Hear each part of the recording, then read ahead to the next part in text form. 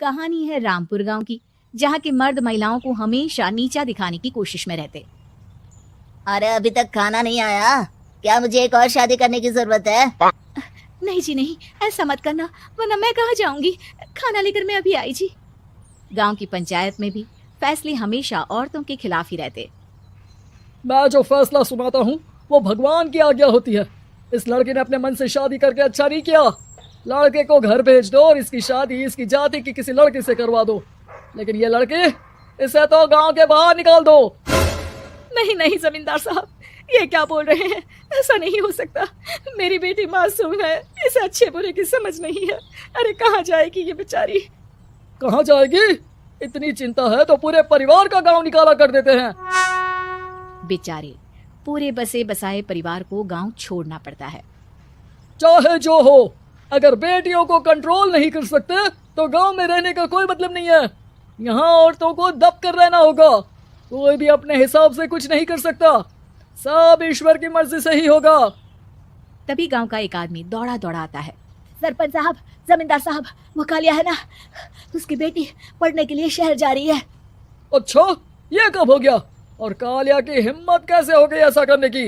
लेकर आओ उसे और उसकी बेटी को। बस फिर क्या था, हाजिर हो जाते हैं कालिया और उसकी बेटी सरपंच के सामने। अरे कालिया, ये क्या सुनने में आ रहा है? बेटी को इंजीनियर बना रहा है तू? और ये बता, गांव में तो स्कूल नहीं है, फिर कहां से इतनी क्लास पास कर गई तेरी बेटी? राधा, जो कि कालिया की बेटी है, उसे लगता है कि सरपंच उसकी तारीफ कर रहे हैं। सरपंच जी, मैंने ऑनलाइन पढ़ाई की है, डिस्टेंस लर्निंग से। सभी में मैंने अच्छे नंबर पाए हैं, जिसे देखते हुए शहर की इंजीनियरिंग कॉलेज में मुझे स्कॉलरशिप मिली है। वाह जी वाह, क्या होती है ये? पहले तो ये बताओ, फिर आगे की बात करते हैं। पूरा गांव राधा की बात सुन रहा था और राधा बोलती जा रही थी। तो ऐसे मैं फ्री में एक अच्छी शिक्षा लेकर गांव में जो कुछ परेशानियां हैं, जैसे बिजली, पानी और इंटरनेट जैसी समस्याओं के लिए काम करूंगी। मैं गांव को शहर से जोड़ने के लिए पुल का निर्माण करवाने का प्रस्ताव रखूंगी। मुझे पूरी उम्मीद है कि जल्द ही हमारा गांव भी तरक्की की राह पर चल पड़ेगा। राधा की बात सुनकर सारे गांव वाले ताली बजाने लगते हैं। सरपंच को समझ नहीं आता कि वो क्या करे। चुप रह नादान लड़की, गांव के खिलाफ जाने के लिए तुझे गांव से बेदखल कर दिया जाएगा, वो भी पूरे परिवार के साथ। और हाँ, अगर ठीक से गांव में रहना चाहती है तो ये पढ़ाई लिखाई छोड़ दे। हम तेरे लिए गांव का कोई होनहार लड़का देखेंगे। तभी गांव का एक आदमी बोल पड़ता है। अरे नहीं नहीं सरपंच जी, राधा बिटिया जो बता रही है, अगर वैसा हो जाए तो हम लोगों को पैसा कमाने के लिए बाहर नहीं जाना पड़ेगा। हाँ जी, और ना ही कोसों दूर पानी के लिए भटकना पड़ेगा। हमारे बच्चे भी अच्छी पढ़ाई कर सकेंगे और आगे बढ़ेंगे, ना कि हमारी तरह खेती करते बैठेंगे। क्यों गांव वालों, राधा बिटिया का साथ देना चाहिए ना। सरपंच देखता है कि गांव राधा के साथ है तो वो चुप हो जाता है। वो घर आकर अपने सलाहकार से बात करता है, जो बहुत ही चालाक किस्म का इंसान होता है। अरे सरपंच साहब, आपको बहुत ही होशियारी से काम लेना पड़ेगा। एक बार गांव तरक्की कर गया, यहाँ के बालक पढ़ लिए तो कोई ना पूछेगा आपको। और फिर ये जो बेटा और बेटी है ना आपके, इनको भी आम लोगों की तरह ही जीवन जीना होगा। हाँ, लेकिन करे तो क्या करे? वो ना आप मुझ पर छोड़ दीजिए, बस मैं जैसा बोलूं करते जाइए। अगले रोज सुबह जब गांव वाले सोकर उठते हैं तो राधा के घर के बाहर और साथ ही वो लोग जिन्होंने राधा का सपोर्ट किया था, उनके घर के आगे लाल रंग से कल आऊंगी लिखा होता है। कल आऊंगी? ये क्या होता है? अरे यह तो खून से लिखा है, लगता है कोई भूत प्रेत या चुड़ैल का साया है। चलो सरपंच जी के पास चलते हैं। सभी सरपंच के पास जाकर उसे सारी बात बताते हैं। अरे ये तो बड़ी मुश्किल की बात है। चलो, मैं एक बाबा को जानता हूँ, उन्हें बुला लेता हूँ। सरपंच बाबा को लेकर गांव के घर के बाहर जाता है।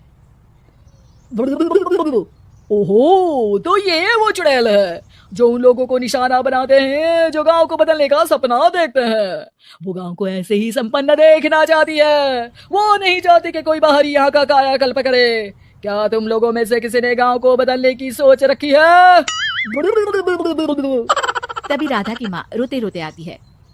मेरी राधा घर से गायब हो गई है, अरे कोई तो बचाओ, मेरी बच्ची कहाँ गई? ले गई वो। चुड़ैल तेरी बच्ची को ले गई। अब वो उसे श्रापित करके छोड़ेगी, उस पर चुड़ैल का साया हो जाएगा। तभी बुरी सी हालत में राधा भी वहां आ जाती है। उसके बाल चुड़ैल की तरफ फैले होते हैं और कपड़ों में खून लगा होता है। सभी राधा को देखकर डर जाते हैं।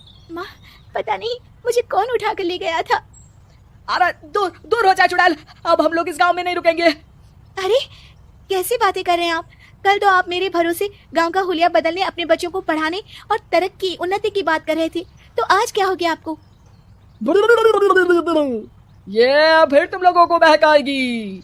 ये चुड़ैल गांव में आ चुकी है, ऐसे ही ये तुम्हारे घर के बच्चों को भी ले जाएगी। गांव वाले राधा को गांव से बाहर निकाल देते हैं। उसके माँ बाप रोते रहते हैं, लेकिन गांव वाले नहीं मानते। मैं भी अपनी बहन के साथ गांव के बाहर रहूंगा, लेकिन वो पढ़ाई नहीं छोड़ेगी। वहीं सरपंच के घर पर सलाहकार कहता है, देखा, सांप भी मर गया और लाठी भी नहीं टूटी। लेकिन अगले ही दिन सरपंच के घर के बाहर भी वही शब्द लिखे होते हैं। और फिर सरपंच की बीवी कहती है, हमारी बेटी को किसी ने अगवा कर लिया है। तभी राधा का भाई वहां आ जाता है। अरे गांव वालों, मैंने सरपंच जी की बेटी को देखा था, वो चुड़ैल उसे उठाकर ले जा रही थी। अरे क्या मजाक कर रहे हो? नहीं नहीं सरपंच जी, आप नहीं जानते, वो चुड़ैल अब आपकी बेटी में आ जाएगी, जैसे राधा के अंदर आ गई थी। तभी सरपंच की बेटी वैसी ही हालत में वहां आती है जैसे राधा आई थी। पापा, पता नहीं कैसे मैं गायब हो गई थी। चुड़ैल, इसके अंदर भी चुड़ैल का साया है, मारो इसे। अरे नहीं नहीं, इसे भी राधा के पास गांव के बाहर ही भेज दो। अरे चुप रहो, मेरी बेटी कहीं नहीं जाएगी, और चुड़ैल वुड़ैल कुछ नहीं होता है। अरे कैसे बात कर रहे हो सरपंच जी? आप तो बोल रहे थे कि आपका फैसला भगवान का ज्ञान होता है, तो अपने पर बात आई तो अब आप ऐसे बोल रहे हैं। अरे ना ना ना, आपको अपनी बेटी को त्यागना ही होगा। अरे बुलाओ बाबा को। राधा का भाई बाबा को ले आता है, जिसे अब गांव वालों के डर के कारण सच बोलना पड़ता है। मैं कोई बाबा नहीं हूँ, मैं तो मोची था। ये सलाहकार महोदय ने मुझे कहा था एक्टिंग करने को, वो मुझे पैसे देने वाले हैं। अब मुझे माफ कर दो। गलती हो गई, मुझे माफ कर दो। तभी वहां राधा आ जाती है। देखा सरपंच जी, जब गांव के बच्चे साक्षर होंगे तो आप जैसे लोगों की चालाकी नहीं चलेगी।